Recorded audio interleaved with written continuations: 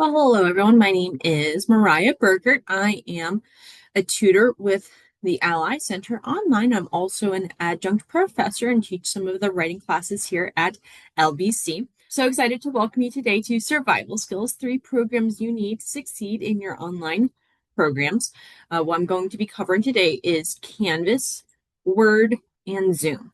And I'm going to be taking you through how you can use each one, not like in a crazy way, but just the basics that'll help you get through your introductory classes, getting assignments in, attending class, all of the jazz. So there aren't going to be any supplementary materials that I'm going to send out. This workshop is recorded, but instead, what I'm going to do is I'm going to be taking you through sort of step by step, and you can follow along with me on your side as I'm walking you through each step. So I am going to share my screen, and I'm starting off just on whatever web browser you happen to be using. I'm using Edge right now. I am accustomed to using Safari. So if I say Safari, you can substitute Edge in or Chrome. Those are going to be the ones that are going to be most happy. They're going to play the most nicely with our systems. If you're trying to use something like Internet Explorer, it's an outdated system and it may not work. Firefox as well doesn't tend to play as well with Canvas and Word and even Zoom sometimes. However, if you have it, that's what you like using, certainly rock and roll with it and see how it goes. So we're going to start off by navigating to, I can't type, lbc.edu. That's going to be our launching website for everything else that we do tonight. We're going to go up to the student portal. So hover up top left, click on student. Student portal is where you can find all of your most necessary information. Lots of it that we're not going to cover tonight, but we're going to start off by taking a look at Canvas. Canvas is where you're going to find all of your most important information for your class, announcements, discussion forums, submitting any other type of assignment. You can even message your teacher through Canvas. So let's start off by just some of the navigational aspects. Whenever you click on Canvas, this may not actually be what it looks like. You have some of the course stuff up top, and it'll have some of the displays with like, hey, this assignment's due, or this course is here. Whenever you're clicking into your class, however you click into it, it may or may not show you something like this.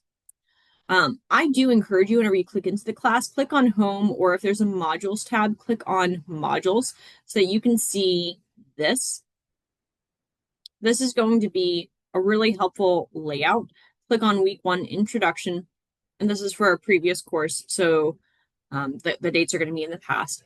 But it'll show you everything that is happening this week, and then you can click through each one sort of in sequence. This is one helpful way to make sure that you're not missing things, is to just take a look at this big preview screen right here, the introduction, and just to see everything that's laid out for you. Something else that I like to encourage students to do whenever they're trying to figure out, how do I keep track of my assignments to know if something is due or if it's overdue or whatever the case may be, you can use the assignments tab right here.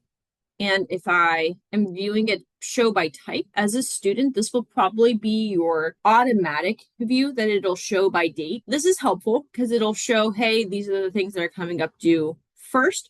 However, sometimes it becomes a little bit confusing because you're not quite sure if something's overdue. Is it going to be, is it still closed? Is it open? Sometimes I do select the show by type if I've already missed stuff, right? And I'm trying to figure out which categories are worth the most points. Showing by type will allow you to see, hey, all of the discussion forums are lumped together. They're worth 30 points individually. However, as a category, all of the discussion forums are worth 10% of your grade. And so if you think about that and you take a look at this one reading response assignment, it seems like it's also only worth 30 points. However, this one assignment is worth 15% of your overall grade. So good thing to check in on to see, okay, which assignments categories are worth the most points. Make sure that you don't miss those assignments or try to prioritize those assignments. This is also helpful as you consider which assignments are going to end up being worth the most points. And so if it's one of the assignments that builds toward a final project, like an expository essay for LEN 100, consider how can I make sure that I don't fall behind in something that's building on itself, because it may itself not be worth a lot of points in the category. So if you miss the brainstorming through research using inquiry questions, it's only worth 10 points out of a category that, although it's worth 25%, there's assignments that are worth 100 points. So that one assignment, that one 10-point assignment, may not affect your grade that much. But if you miss that first assignment, then you're going to be scrambling to catch up on the rest of the assignments and trying to get to that final expository essay. And so I strongly encourage you, as you're taking a look at these assignments and trying to think about, okay, how do I prioritize my existence? If you're on a tight schedule and you can only get a couple of things done on time, prioritize first the things, not necessarily first, but stacking them. One of them should be thinking about which categories of things are worth the most points, and out of that category, which individual items are worth the most points. And then think about the assignments themselves, which ones build on themselves, take care of those. The other thing to consider as you're thinking about your schedule and which assignments do you tackle first is which ones close first. Most of the assignments for most of the course are going to have a 14-day late submission schedule. And so if you miss the assignment due date, so let's say that it was due last Saturday, for most of the assignments, you have an additional 14 days past that Saturday to submit it late, with a small late penalty that increases per day that it's late. That doesn't apply whenever you get to the last couple of weeks. Inevitably, once you get past like 3 days into week 7, then you're going to start losing time to submit stuff. Why? Because the course is going to end. And so it extends to, I believe, the Sunday after the assignments are due. So everything will be due like Friday of the final week. And then you have Saturday and Sunday to submit anything extenuating, anything that's still out there. And then everything's gone. And so if you sort of date yourself backwards from that Sunday, it's going to be, okay, well, I only had 2 extra days to submit before the due date. Okay, I had 5 days because it was a discussion forum post or whatever the case may be. So keep that course end date in mind for the last couple of weeks of the subterm. Apart from that, and I'm going to navigate back to the home screen, things to keep an eye on are your meeting participation reports. Generally, those will close on Sunday. So they'll be due Saturday and then they'll close the next day for the week that they're due. Similarly, for your discussion forums, these are a little bit different. Your initial posts are going to be due on the Wednesday, typically, of that week. So that's your initial post response to whatever the prompt is. And then you're going to have follow-ups, responses, replies to your peers. Generally, the assignment is going to ask for 2 or more. Not always, but usually 2. And they ask for those replies most of the time to be in by Saturday. Usually, there either is no late submission for those or they're closing on Sunday, the very next day. And so you want to make sure that you prioritize getting in those discussion forum posts and thinking about those replies strategically. Some professors are a little bit stricter on discussion forum posts and how they're grading those. Pay careful attention to the directions and to the rubrics. Sometimes the rubric, you'll notice, will say something like, in order to get full credit in the engagement category is that you have to post more than the minimum number of responses. So if it says post at least 2 responses, then they're asking for at least 3 responses in order to get full credit on that engagement category. Some professors say, well, you did what was minimally required, 2 posts. And so because you fulfilled the criteria, I'm going to give you full credit. It's a good thing to check in with your individual professors on to see, hey, how are you going to be grading the engagement part of the discussion forums? Something else to keep in mind with discussion forum posts is that this is going to be one of the few ways that you're going to be able to engage with your community here at Lancaster Bible College. And so I encourage you strongly to consider how can you really intentionally build that community. It's through the discussion forum posts. So don't just post to reply and to sort of satisfy the criteria, but really consider, okay, if I was sitting next to this person, if I was in a room with these people, what questions could I ask? How could I probe? How could I add what I know to actually get to know these people, to actually further the learning of the community? And I think that can help discussion forum posts avoiding becoming just this thing that I have to do in order to not lose points. Because I know for me, whenever I was, especially in graduate school, because most of my graduate school experience was online, discussion forum posts were almost always like you just had to just do it, just get it done, and then move on to the next thing. But I think there's something special about Lancaster Bible College and about our calling to live that different experience where we're not just doing school to get school done, but we're actually trying to become more like Christ and to take his truth into the church and into society. And so, how do we do that well online? Part of it's through our intentional engagement in those discussion forums. All that to say, so we're keeping track of the discussion forum posts. They close sooner than everything else. Sometimes the discussion forum posts will be listed first as you're clicking through the assignments, and sometimes they won't. And so if you're trying to figure out how do I track my life, keep track of everything.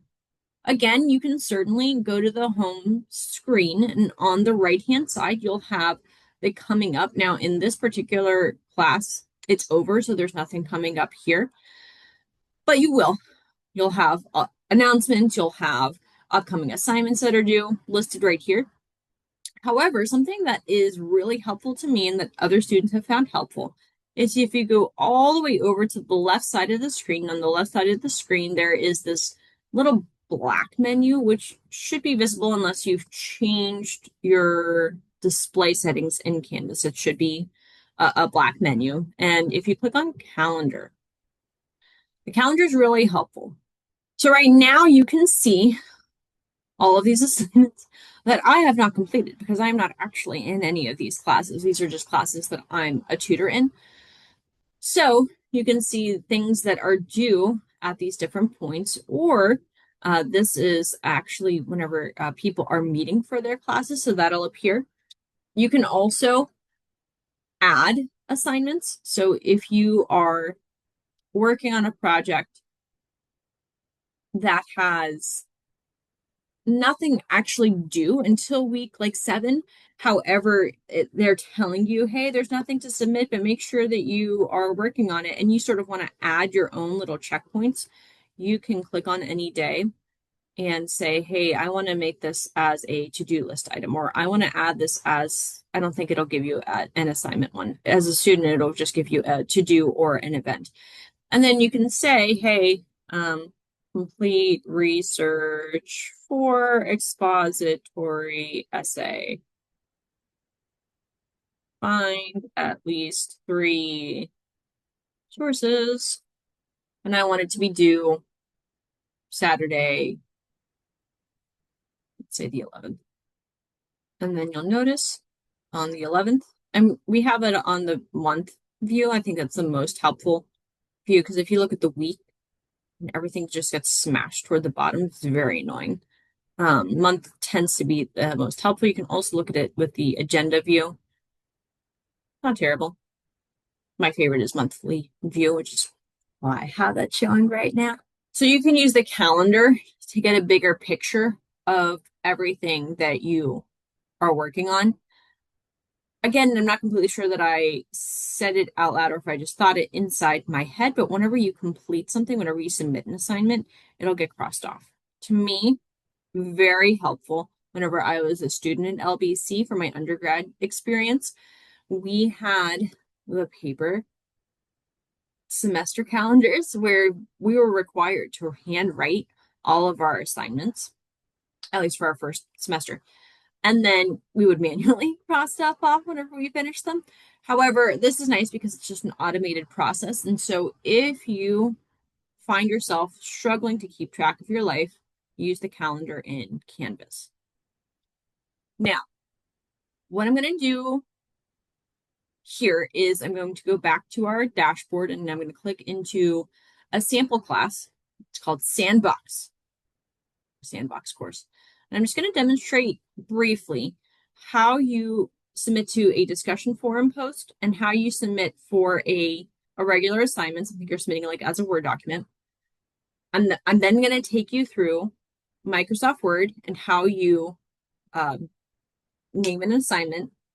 And then I'm going to show you guys, I created a couple of videos how to do OneDrive stuff, because for some of you, using OneDrive is something you haven't done before and your computers aren't set up with it. I'm going to show you how to do that. And then we're going to close with a little bit of stuff with Zoom. Just a little bit. It's not a deep dive on Zoom, but just a couple of things to help you get on your way. So let's take a look at the sample discussion forum post. Here's sample discussion. Here are my instructions. Post at least one initial thought, then respond to 2 other students. Now, here's the deceptive thing. Whenever you are doing discussion forum posts, oftentimes they won't allow you to see other people's responses until you post your own reply. And notice that I'm using the word reply. It's because you have to hit the reply button. This is confusing. There's no post initial thought button. It's hit the reply, even though it's your first post. Sorry, I apologize. Type my response, whatever the response is, and then you're just going to hit reply. If you're asked to include a video or something like that, you can hit this button right here, Canvas Studio. I guess I can briefly show you how to get there, but just for kicks and giggles, if you've already recorded something, you can select whatever it is, and it's going to be embedded right here. Very nice. And I'm going to hit reply. And then notice my video is embedded right here. I don't have to attach a separate video or anything like that. If I hadn't recorded my video yet, you can go over here again on the far left, scroll down, Canvas Studio. If you've recorded something on your phone or on your webcam, and it's living on your computer somewhere because you either transfer the file from your phone or it is already on your computer. On here, over here on the right-hand side, you can hit the create button and then select this right here. My Zoom screen's in the way, add media. And then if you hit add media, it'll say, hey, browse files, find your video wherever you saved it, whether it's on your downloads, it's on your desktop, it's in your OneDrive folder, it's in your other OneDrive folder, wherever it is, you can click on it and then you can upload it. I'm not actually going to upload anything. You'll hit the open button, not upload, open. It's very confusing. And then it'll load into Canvas Studio. You can also just record directly from here. So you can record those introductory videos and things like that right here. Normally your face would be here in this black space. It's not letting me because right now Zoom is using the camera, and so we can't use the camera for 2 things at once. Generally speaking, I do encourage students to, if you use your desktop or your phone to record your video first, then go ahead into Canvas Studio and add it through the create button, add media, instead of attaching it, because otherwise your professors and your peers will have to download the video from the internet to their computer and then open the video in order to watch what you've recorded, which is a hassle. we want to make, especially for our professors, their user experience hassle-free so that they are in a good mood when they are grading our assignments. And so I encourage you to use Canvas Studio either directly or at least to upload your stuff to Canvas Studio and then use Canvas Studio to push those videos, to embed the videos to your assignments. Now, we've already looked at discussion board forum posts. You're going to simply reply to your initial response and then, just for kicks and giggles, show you really quickly again. You probably already noticed, but then whenever you are replying to people's posts, you're going to hit the small reply button right here underneath their post. This is my reply to the first person. Type, type, type. Then hit the big red reply button. For me, it's on the right-hand side of my screen. Now let's take a look at the sample assignment here. Most of the time, whenever you are asked to submit an assignment, there's going to be, actually, they want you to submit an attachment. And for the most part, that's going to be a Word document. Now, some of you haven't used a computer in a long time. Some of you have been using a computer for a while, but perhaps you're not familiar with the Microsoft products, the Microsoft Suite, and you might be using something like Google Docs. I have nothing inherently against Google. Actually, I do. I find their products to be a little bit difficult to use. That's okay. If you like Google Docs, that's great. More power to you. That's fine. However, we strongly encourage you, exhort you even to practice using the Microsoft products. Why? First of all, it's paid for by you through the school because you paid to get into LBC. And so because you have an LBC Outlook account, you also have the rest of the products, PowerPoint, Excel, Word, OneDrive. So you have it, you may as well use it. Also, so the world is split right now between using Google, using Microsoft, using other stuff. At my church, I am currently literally split between using Google and OneDrive. Half of my teams use Google, half of my teams use OneDrive. It's very frustrating, but that's okay because I have been trained to use both. And so if you are used to using Google, I would encourage you to start learning how to use Word because you will probably need it at some point. It's nice to have those extra skills. Also, whenever you're thinking about Canvas, Canvas is picky. It's very picky. Often it doesn't like Google Docs. It'll reject it. It'll mess up the formatting. Sometimes it does that for Word too, but it doesn't do it as much. And so strongly encourage you to use all of the Microsoft products. So submit a document explaining the purpose of your life, a minimum of 1 paragraph. Always take a look at the rubric, whatever is attached as a rubric. Now, this is obviously not for this assignment, but I like it because it shows you, hey, there's different point values affiliated with different categories, and each category has detailed descriptions. Take a look at the rubric before you submit the assignment. Do you have everything that is being required, or did you miss something? If you miss something, then it's better to adjust it now than to lose points and have to ask her to resubmit. Just simpler. So I need to view as a student so that I can submit the assignment. There will be a new attempt button. You're going to click that. Now, here's the problem. At this point, I haven't actually created a document to do this assignment. And so I need to actually make the assignment. So what I'm going to do is I'm going to go back to the student portal. And instead of clicking on Canvas, I'm going to click on Microsoft Online. I'm going to right click on Microsoft Online. It's going to take me to my Outlook, to my inbox. And then you're going to click on OneDrive. Nope, not OneDrive. You're going to click on More Apps because it's not there, and you're going to click on Go to Word. Then you're going to click Create a Blank Document. And we have lots of videos out there talking about setting up your document in MLA formatting. I do encourage you to learn how to set it up. And then after you practice and you get everything set up just the way that it's supposed to be, practice assignment, I'm going to add my header. I already added my heading, insert, page number, right-hand side, add my last name, add space. Everything's already in Times New Roman. I'm going to check to make sure the entire document is set up. Nope, wrong button. With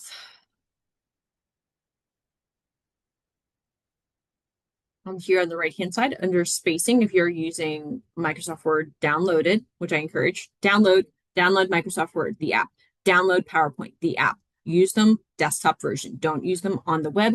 Your life will be better. Promise cross my heart. Hope to live in heaven with Jesus forever whenever I die. Spacing before should be set to 0. After should be set to 0, not 8. Change line spacing from multiple to double. Notice that the at will become blank. That's correct. Check the box. Don't add space between paragraphs of the same style. Widow or control doesn't matter. Hit OK. Now the spacing should be correct. Left line. This is my sample graph. I do not write very interesting sample graphs. I just need a little. Okay. Notice that right now, everything that is on the left is aligned flush with the left margin. I do want to add a 1/2 inch paragraph indent. I hit the tab button on my keyboard. You notice over here with the ruler display that you can see it's indented first line 1/2 inch. That is correct for paragraphs. Now, right now, the document is just named after whatever the first word is that I typed. Mariah is not a good name for a document. Document 1 is not a good name for a document. You're going to lose stuff. You're going to lose stuff. And so you're going to rename this document by simply clicking on the title. You can see rename file. Yes, that is what I want to do. And so I'm going to rename it. I tend to do it after, I name it after the assignment itself. So whatever the assignment name is in Canvas, that's what I name it. You know why? Then whenever you go to submit it in Canvas, you can match it up one-to-one. Even if you give it a clever name inside the document, I would still title it for saving it, whatever it happens to be. So I'm going to click over here. And it's titled what? My sample assignment. So I'm going to come back over here. My sample assignment. Great. And then if you're not sure where the assignment's saved to, click on File. It's auto-saved online to Documents. I don't know where Documents is. So I'm going to say, well, let's see where that is here. Click on Documents. And it just took me to the main space. So let's say I wanted to move it. I'm going to move File. And it's going to say, sure, where do you want to move it to? And let's say that I want to save it to Ally Center Online Podcast because I know where that is. I'm going to say move here. Let's go back to my sample assignment. Let's see if it'll have me. There it is, my sample assignment. It just took forever. Okay. So we'll upload and then we're going to submit the assignment. Beautiful done. Now, if you're having trouble, like I just did, and you are saving stuff and it is not appearing, I have recorded 2 videos, which I will play. Not this one. And it'll show us how to add OneDrive. Okay, so what we're doing right now is I'm showing you how to get to the OneDrive menu if you are on a Mac. So you may notice up here at the top in the taskbar menu, above where the Zoom screen is, next to the date, I have all of these different applications, but it doesn't have all of them. It doesn't have OneDrive there like it normally would. To make that appear, you can go right next to the date and click on whatever this is. I don't know what it is. The controls, I suppose. Click Edit Controls. And then you'll notice that whenever you click on Edit Controls, over here at the top, the taskbar expanded so that I have all of these different options. I hope this is still recording. We'll see in a second. So I'm going to take the OneDrive over here on the left, and I'm going to click and drag all the way over so that I can ensure whenever I leave this space, it's visible. I'm going to hit done. Notice I now have the OneDrive icon visible. So I'm going to click OneDrive, go over to the ... the ellipsis, click, and I'm going to click Preferences. Once you click Preferences, you're going to go to the Account menu, and I'm going to click on Add an Account. I actually do want to do this. I want to add my LBC account to whatever we're doing right now. So and it took a second for us to get there, so I'm going to skip to the next part of the video. Unchecked hide doc icon. It's great. Look at that.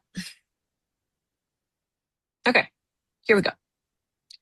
And Burkert at lbc.edu. Sign in. Verify your identity, you'll log in, and then you are all set. So now I have both of my OneDrive accounts on my desktop folder. And notice, so I'm not sure you'll be able to see it on the shared screen, but at the bottom of your screen are all of the different applications. The thing that looks like a file folder, File Explorer on your Windows or your Finder for your Mac will be where you can find all of those different documents if you're not inside your web browser looking at it. I'm going to show you how to do it on Windows. So you're going to click on the Start button. And then you're going to go to OneDrive. And then over here at the top, you're going to click on the OneDrive word. The word OneDrive. You're going to click on the word OneDrive. And then over here, you're going to click on the little gear shift thingy thing to get to your settings. You'll click on Account. And then you would click Add an Account. Now, I actually don't need to do that because both my personal account and my LBC account are already on this computer, but that's the button that you would click. You would click Add an Account, and you would go through the steps where you sign in, just like I did on the Mac. And so you add OneDrive. And so OneDrive, again, is the thing that will save all of your stuff. And so if you are trying to access your files, that's what you're going to click on. Next thing we're going to briefly show you is how to go through all of that stuff if you are using Zoom. So obviously you made it here. And so if you made it here live, you have figured out how to get on a Zoom call. Congratulations.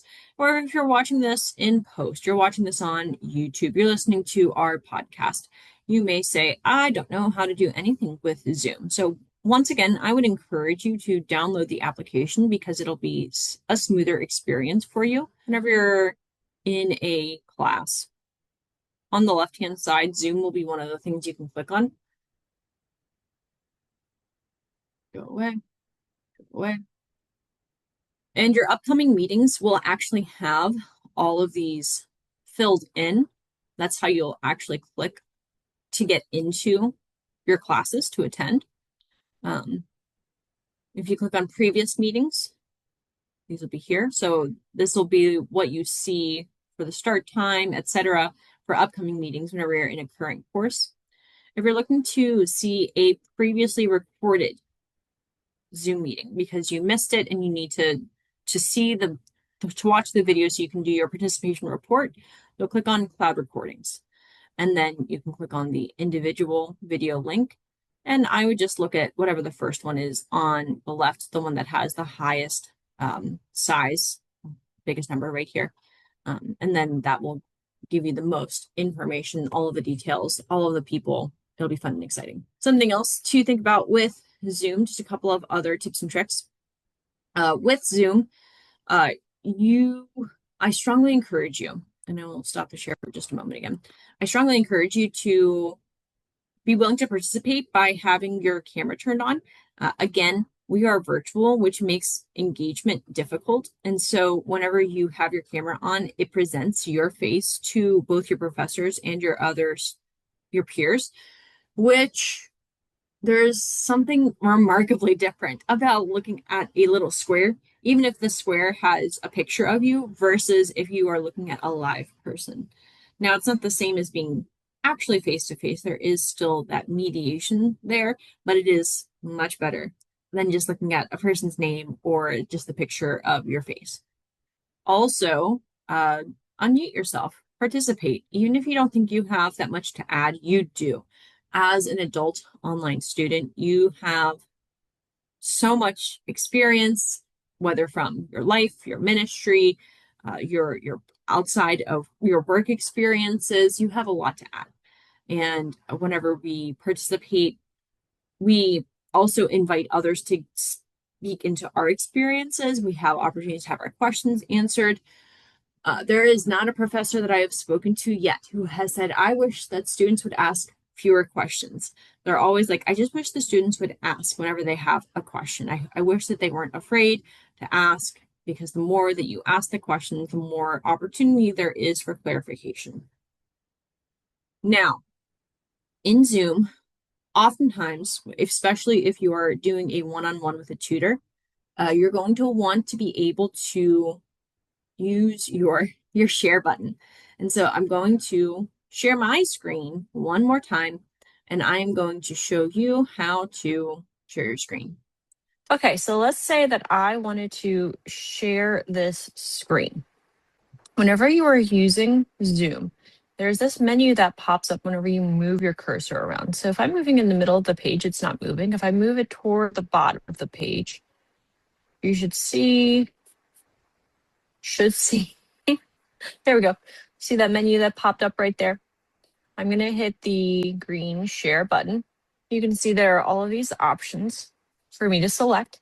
Whenever I'm sharing, I typically select a specific application window unless I want to share multiple things. So if I'm switching between an Excel item and a Word application and Safari, or even just two of those things, then I'm going to want to share my entire desktop so that I can switch back and forth. Otherwise, it's certainly fine if you just select one application window at a time. We're not going to worry about all of these other options over there. Those are for fancy schmancy if you want to do presentation stuff. This is just so if you're working with a tutor, you're working with your professor, you're working with a classmate, and you want to share your screen, you're just going to select that option, and then you do have to hit the share button again. Once you do that, it may not pop up for us, but we should see your participants can see your screen button. If we don't see that, then they can't see. So keep that in mind as you're waiting. That's that. If you have trouble doing the share, I always just stop it, and then we'll restart the share and say, okay, for some reason it's not working. Let me try again. And that usually takes the kinks out of the system. And so today, what have we covered? We've covered how to access Canvas through your LBC student portal, how to use the Canvas tools to be able to see our assignments and when things are coming up, and sort of how to use Canvas as a, which assignment should I tackle first stratagem. We also saw how you can access your Microsoft Word account through your Outlook, and that's again through the student portal. Click on the student portal, and then you can click on Microsoft Word as one of the applications. You can also look at your previous assignments. I said this is my last share. I'll share my screen one more time. So whenever you are here, you can click on Microsoft Online, and then over here on the left-hand side, it may not be here, it may be over here in More Apps. Mine's right here. Click on OneDrive, and then whenever you're in OneDrive, all of your files through the school will be visible here. Very helpful, very handy. So we talked about how to do that, and we talked about how to add your OneDrive folders to your computer so that you can actually access them whenever you're going to upload your assignments. And finally, we did a couple of tips and tricks with Zoom and how to access your class, how to access the videos for your class, and then how to share your screen whenever you're in a tutoring session. If you are interested in seeing what else we at the Ally Center have to offer, I encourage you, go to lbc.edu, click on the library link at the top, scroll down, go to research guides under the find menu. Then under academic services, click on that. We have a couple of things here. You can click on the Ally Center link. I'm opening that in a new tab. You can click here to schedule a one-on-one appointment with myself or one of my amazing colleagues. If you scroll down here, you can see our other upcoming workshops in July and beyond. Our next one is going to be the one, the only, the thesis statement with Professor Hannah Kahn. Thesis statement is very, very important, so definitely put that on your schedule. You can also, if you go back to the research guides, click on Introduction to Academic Reading and Writing, and on the right-hand side, you can click on Resource Videos. All of our previous workshops that have been recorded and posted online are available here. If you click on, let's say, the most recent one, it'll take you to our YouTube page. And on YouTube, you can actually also see we have just started our very own podcast, The Ally Advantage. And so if you would like to watch that, you can do that here. You can also find The Ally Advantage anywhere that podcasts are found, except for the one platform where it's still loading. Which one is it? I don't know. It's one of the minor ones. So check us out. Come say hi. We are here to be helpful. Thank you all so much for attending our workshop today. Have a blessed evening.